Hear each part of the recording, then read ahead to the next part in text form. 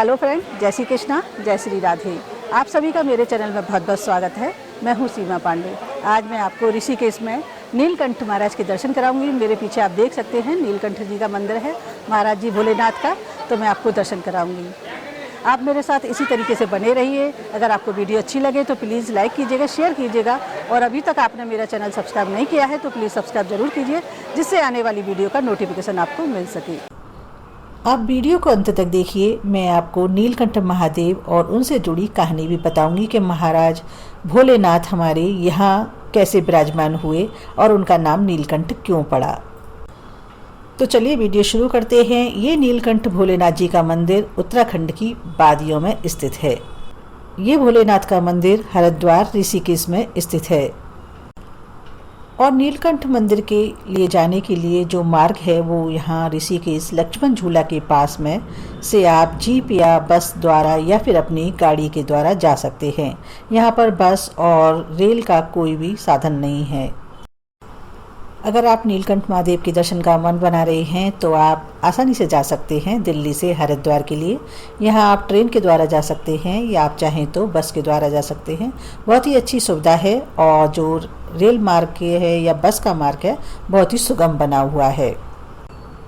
अगर आप हवाई यात्रा करना चाहते हैं तो देहरादून तक जा सकते हैं, फिर वहाँ से हरिद्वार वाहन से आ सकते हैं। हरिद्वार का मतलब होता है हरि का प्रवेश द्वार। ये भगवान के प्रवेश द्वार है। यहाँ से देवताओं का द्वार भी बोलते हैं इसको। चारों धाम की यात्रा भी यहीं से स्टार्ट होती है, यानी ये पहला प्रवेश द्वार है। ऋषिकेश देवभूमि है। ये ऋषि मुनियों की तपस्या स्थली है। ये गंगा किनारे के साथ साथ यहाँ पर ऋषि मुनियों ने बड़ी बड़ी तपस्याएं की हैं।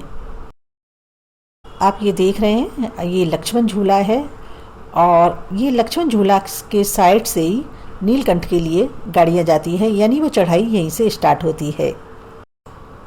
तो चलिए भोलेनाथ का मन में ध्यान रखते हुए नीलकंठ महादेव के दर्शन करने के लिए चलते हैं। तो चलिए हमारे साथ दर्शन करने।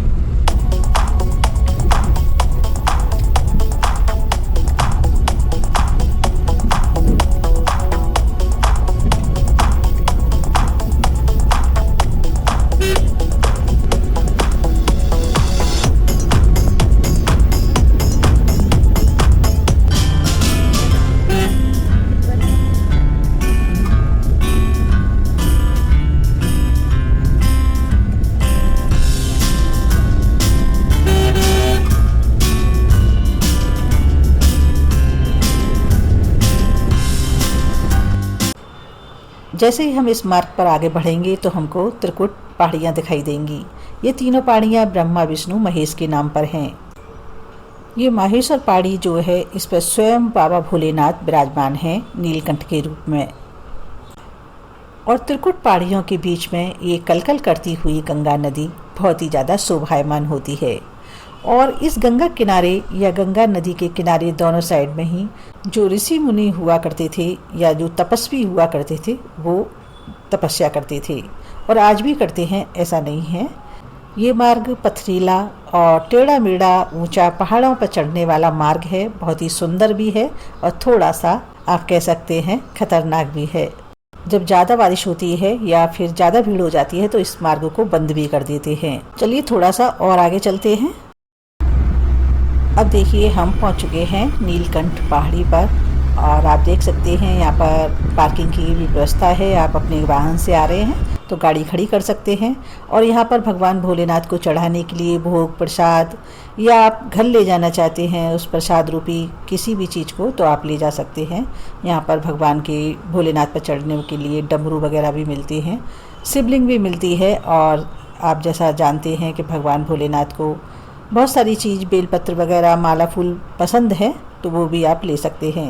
देखिए बहुत ही खूबसूरत वादियाँ हैं यहाँ पर, आप देख सकते हैं कितना खूबसूरत वातावरण है। और इस तरीके से भगवान भोलेनाथ का जो मंदिर है उसका ये प्रवेश द्वार है।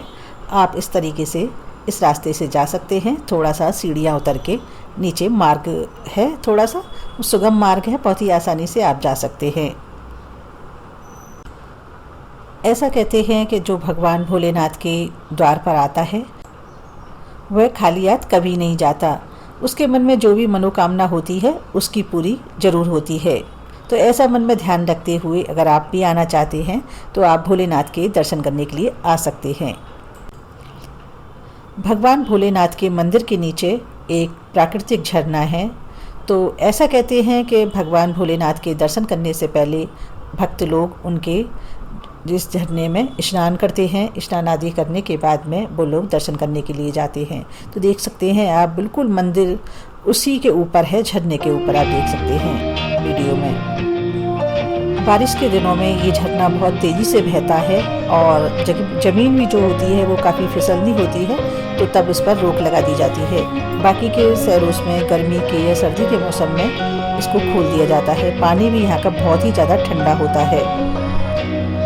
तो इस तरीके से हम पहुँच चुके हैं देवों के देव महादेव भोलेनाथ के मंदिर नीलकंठ महादेव के दर्शन करने के लिए। ऐसा कहते हैं भगवान भोलेनाथ ने विष पान करने के बाद 6500 वर्ष तक यहाँ पर तपस्या की थी और वो समाधि में लीन थे। यहाँ पर एक वृक्ष भी है, मैं भी आपको दिखाऊंगी। उस वृक्ष के नीचे भगवान भोलेनाथ ने समाधि ली थी। तो चलिए पहले चलते हैं दर्शन करने के लिए, बाद में उनकी मैं कहानी बताऊंगी कि इनका नाम नीलकंठ क्यों पड़ा और उन्होंने यहाँ पर कैसे विश्राम किया, इतने दिन यहाँ पर कैसे रहे।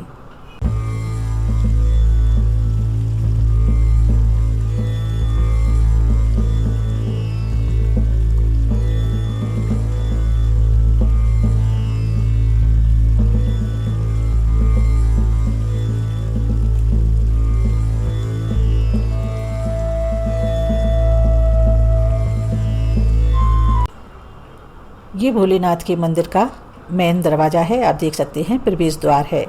इससे अंदर एंट्री करते हैं और लाइन में लगने के बाद में भगवान भोलेनाथ के दर्शन होते हैं। तो चलिए हम भी चलते हैं, लाइन में लगते हैं।